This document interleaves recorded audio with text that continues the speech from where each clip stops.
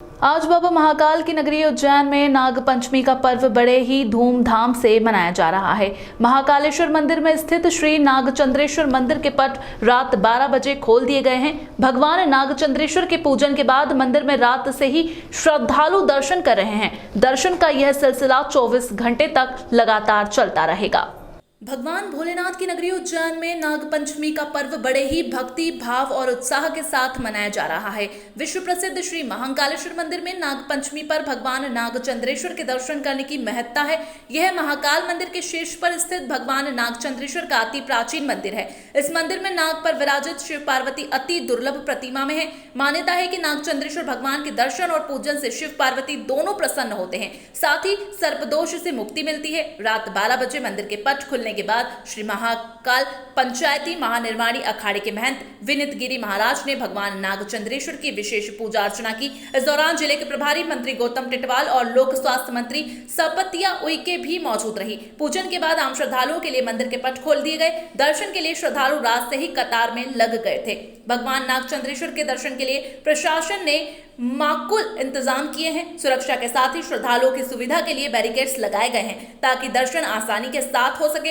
इसके अलावा सीसीटीवी कैमरे और ड्रोन से भी नजर रखी जा रही है। प्रशासन का अनुमान है कि 24 घंटे के दौरान 10 लाख से अधिक श्रद्धालु भगवान नागचंद्रेश्वर के दर्शन करेंगे।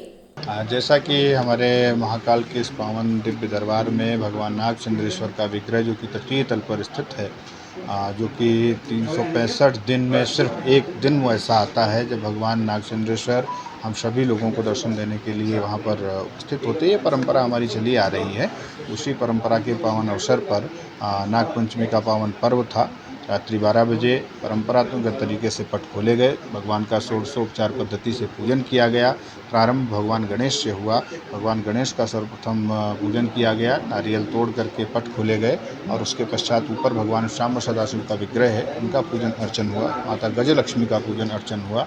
भगवान विष्णु का पूजन अर्चन हुआ और फिर ऊपर जाकर के भगवान नागचंद्रेश्वर से प्रार्थना की गई। उनका षोडशोपचार पद्धति से पूजन जो परंपरागत तरीके से पूजन अर्चन करने के पश्चात फिर अंदर वाला जो मंदिर है उसके पट खोले गए और उनका भी अभिषेक पूजन करने के पश्चात भगवान से बस यही प्रार्थना की गई कि हमारे देश में, हमारे प्रदेश में खुशहाली का वातावरण रहे, देश प्रदेश में शांति रहे, सभी भक्त, सभी श्रद्धालु प्रसन्न रहें, स्वस्थ रहें। यही भगवान नागचंद्रेश्वर से प्रार्थना की गई और परंपरागत तरीके से दर्शन प्रारंभ हो चुके हैं।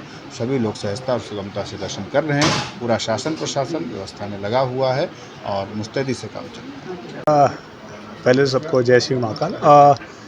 मैं काफ़ी टाइम से यहाँ पे आ रहा हूँ और जैसा कि सुनने और मानने की बात नहीं, बट मैं शिव जी का बहुत टाइम से भक्त हूँ। है जब से होश संभाला मैं शिव जी को ही मानता हूँ। तो जब मैं यहाँ पहली बार आया था उसके बाद एक कहते हैं ना कि आपके अंदर की चेतना और एक जागृति होती है, तो उसके बाद मुझे आने के बाद ऐसा लगा कि जो मेरे अंतरात्मा से आवाज़ आई कि हाँ, मुझे लगा कि यही वो जगह है जहाँ मैं सुकून और वो उसकी प्राप्ति करता हूँ। तो मुझे लगता है कि जब भी मैं यहाँ आता हूँ मुझे जो सुकून और जो शांति मिलती है।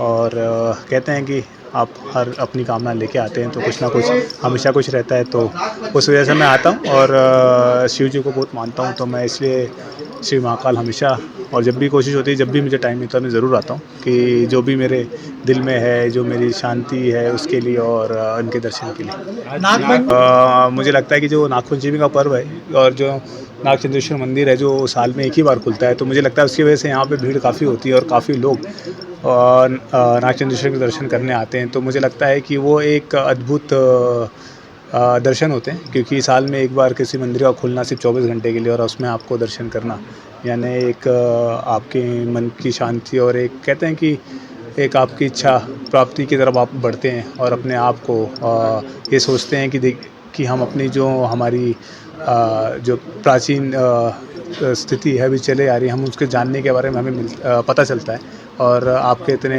कहते हैं ना कि पुराने मंदिर हैं जिनके बारे में हम लोगों को पता नहीं था। मुझे लगता है कि नागचंद्रेश्वर के बारे में भी आप लोगों के द्वारा और ये सोशल मीडिया के द्वारा ही लोगों को पता चला, और उसके बाद यहाँ पे जिस तरह की भीड़ उमड़ी है वो बढ़ते जा रही है अब। तो मुझे लगता है कि वो सब है और ऊपर से बाबा का आशीर्वाद भी है। जो लोग यहाँ आए हैं वो कभी खाली हाथ नहीं गए, तो मुझे लगता है कि वो हर किसी की बात सुनते हैं और आपकी मनोकामना पूर्ण करते हैं। तो मुझे लगता है नागपंचमी का दिन बहुत ही महत्वपूर्ण होता है। सो इसलिए सारे लोग आते हैं और सब चाहते हैं कि नागचंद्रेश्वर के दर्शन हो।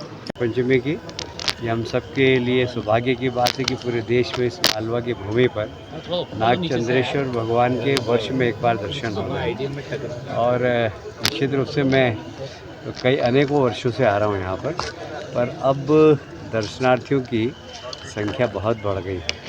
प्रशासन ने बहुत अच्छी कोशिश की है कि सभी लोग दर्शन कर सकें, पर फिर भी अगले वर्ष और कुछ हमें व्यवस्था के बारे में विचार करना पड़ेगा कि इससे अच्छी व्यवस्था कैसे हो सके।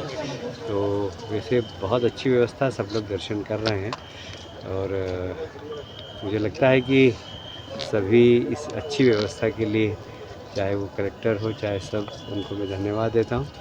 और भगवान नागचंद्रेश्वर भगवान की कृपा सब पर बनी रहे, यही प्रार्थना है।